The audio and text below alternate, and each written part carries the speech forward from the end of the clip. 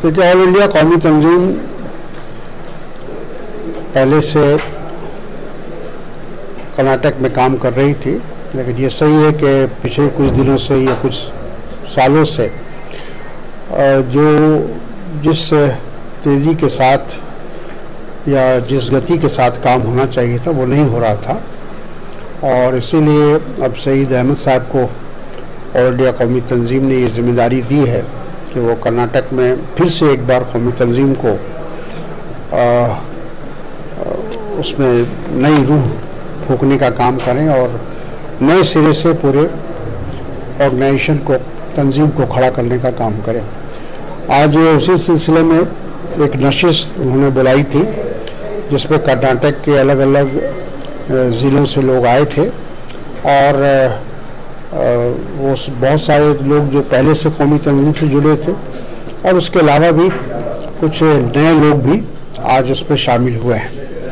और हमने ये गुजारिश की है उन लोगों से कि हर ज़िले में और ज़िले के बाद तालुका में उससे भी नीचे जितने भी लोग हैं उनको जोड़ने का काम करें, और जो नफ़रत छोड़ो भारत जोड़ो का जो हमारा प्रोग्राम है, और अच्छी बात यह है कि अब कांग्रेस ने भी उस प्रोग्राम को अपने हाथ में लिया है, तो उस प्रोग्राम को पूरी दिलचस्पी लेकर उसको कामयाब बनाने का काम किया जाए, क्योंकि आज मुल्क की ज़रूरत है, मुल्क की सालमियत का सवाल है, मुल्क की एकता का सवाल है, और जिस तरह का माहौल बिगाड़ने की कोशिश हो रही है एक ख़ास जमायत के ज़रिए, और जिसको कह सकते हैं कि फ़िरक़ा परस्ती का जहर पूरे समाज में घोलने की कोशिश हो रही है, ये बहुत ही ख़तरनाक है हमारे मुल्क के सालमियत के लिए।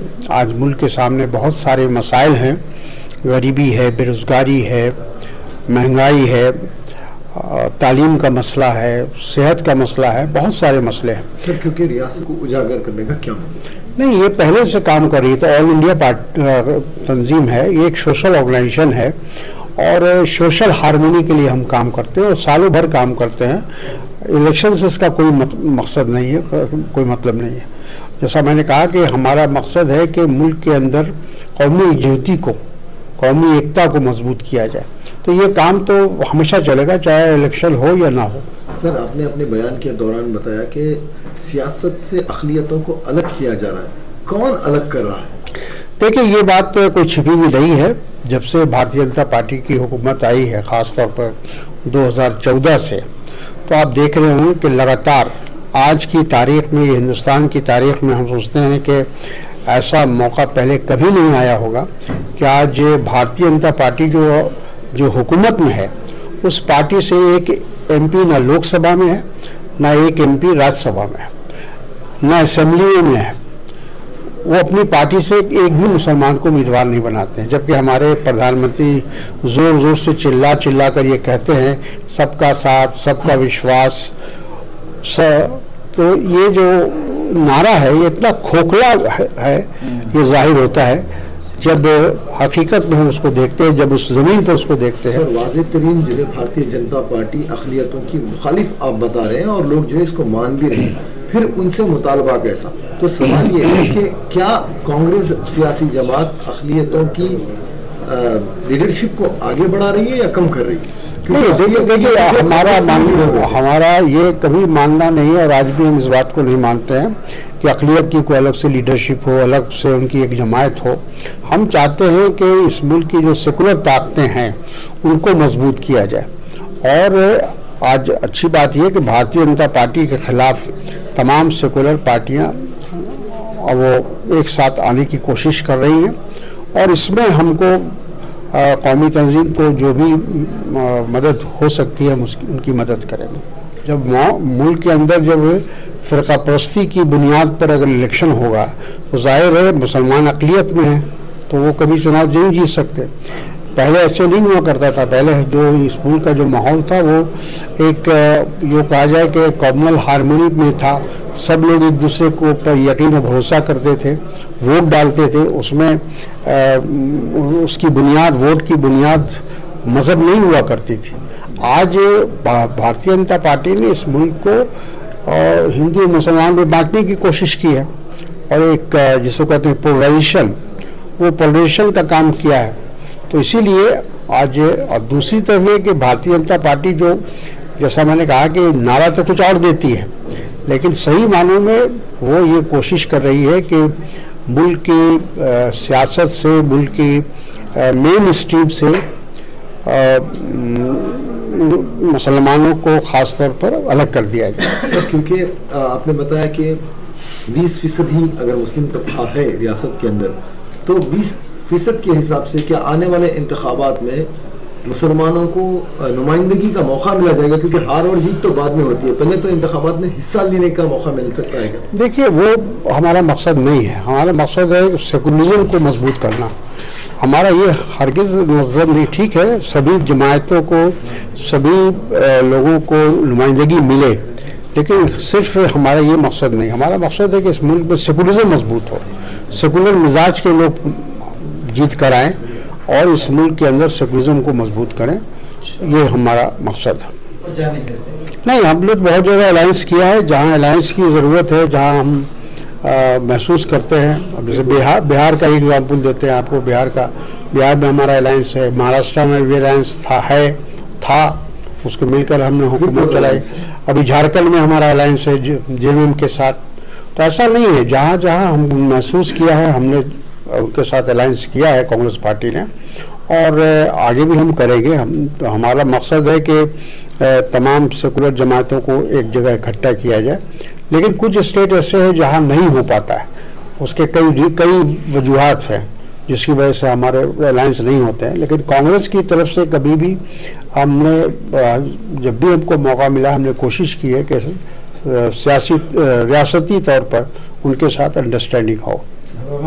यहाँ भी हम लोगों ने जो हुकूमत बनाई थी जनता दल एस के साथ हुई थी। अब जनता दल एस का जो रहा है रवैया, वो आप सभी लोग जानते हैं कि वो कभी तो वो भारतीय जनता पार्टी से बात करते हैं, कभी और कुछ करते हैं।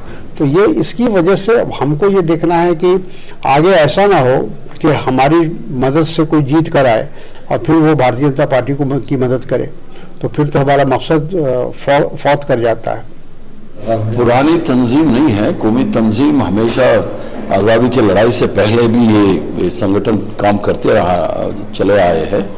अब कासदौर तारिक साहब ऑल इंडिया जनरल सेक्रेटरी होने के बाद उसको और थोड़ा तेज़ी से इस देश में बढ़ाने के लिए एक कोशिश है, ये स्वागत है, क्योंकि कौमी तंजीम का जो ज़रूरी फ़िलहाल इस वक्त में बहुत ज़रूरी है, इसलिए तारिक साहब ने उसका लीडरशिप लिया है, अच्छी तरह होगा।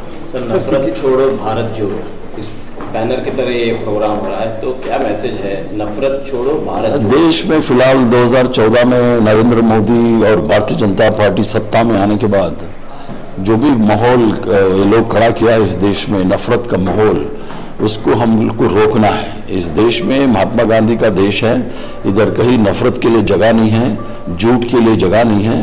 पूरा जान दिया है महात्मा गांधी जी ने सत्य और अहिंसा के लिए, उसको लेके आके हम लोग आगे बढ़ना है। बीबीएमपी इलेक्शन चुनाव अलग है। सियासत में सियासत क्या होता है? सिर्फ सत्ता हासिल करने के लिए नहीं होता है, लोगों के लिए, लोगों को भलाई के लिए जो काम करना है उसके लिए हमको आगे बढ़ना है। उसके तहत जो अच्छे सोच है वो कौमी तंजीम में आएगा, तो अच्छे सोच के साथ लोगों का अच्छा काम करने के लिए हमको आगे बढ़ना है। जैसे कि आपने बताया कि 2014 से नफरत का बाजार गर्म है, लेकिन 2014 से लेकर 22 तक जो है तंजीम खामोश रही। इस वक्त उभर कर सामने आने नहीं, खामोश नहीं था। हर जगह में मैं पूरा देश का 19 राज्यों में प्रभारी रहा, हर स्टेट में लोग काम करते रहा, खामोशी से काम करते रहा। अभी फिलहाल थोड़ा जम के बाहर निकल के काम कर रहे हैं, क्योंकि अलग अलग संगठन बाहर आ गया है। वो नफरत से, वो भी काम करने से कुछ काम नहीं चलेगा। नफरत को नफरत से नहीं मिटा सकता है, नफरत को प्यार और मोहब्बत से मिटाना है। इसलिए कौमी तंजीम का जो वसूल है उसके तहत ठीक होगा। एक नारा है जो हमी तंजीम शुरू से भी बहुत सालों से भी नारा लेकर के चली है, और इसी नारे को भारत नफरत छोड़ो भारत जोड़ो को नारा लेकर के मैं भी सारे कर्नाटक में दौरा करूंगा। और कर्नाटक में बहुत से ऐसे लोग हैं जो सियासत में हिस्सा नहीं लेते, मगर ऐसे ऑर्गेनाइजेशंस में बढ़ चढ़ करके हिस्सा लेते हैं। और इन्हीं ऐसे ही लोगों को भी हम सपोर्ट लेंगे। और जो इंटेलेक्चुअल्स हैं, मिसाल के तौर पे प्रोफेसर्स हैं, लेक्चरर्स हैं, टीचर्स हैं और सरकारी ऑफिसों में काम करने वाले हैं, ऐसे लोग भी सिर्फ इलेक्शन तक आते हैं, इलेक्शन को वोट डालना, दिल में आया वोट डालेंगे, नहीं तो घर में बैठ जाएंगे, ऐसे लोगों को भी इकट्ठा करेंगे। और तारिक साहब की लीडरशिप के अंदर हम सारे डिस्ट्रिक्ट्स में जाकर के कमिटीज़ बनाएंगे, वहाँ पे ज़्यादा से ज़्यादा जितना हो सके पढ़े लिखे नौजवानों को भी साथ में लेने की कोशिश करेंगे। और ये आज ये बहुत ज़रूरी है कि नौजवानों को आगे ला करके हम काम करना चाहेंगे।